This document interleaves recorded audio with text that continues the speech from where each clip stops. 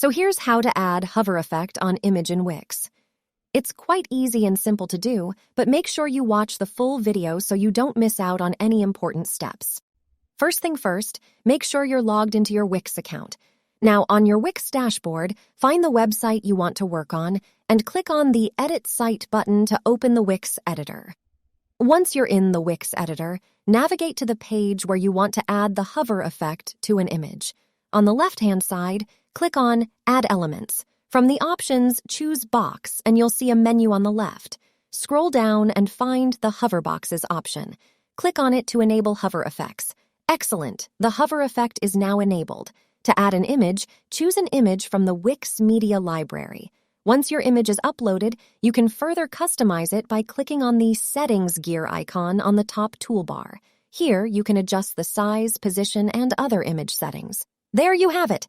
You've successfully added a captivating hover effect to your image in Wix using the Hover Boxes feature.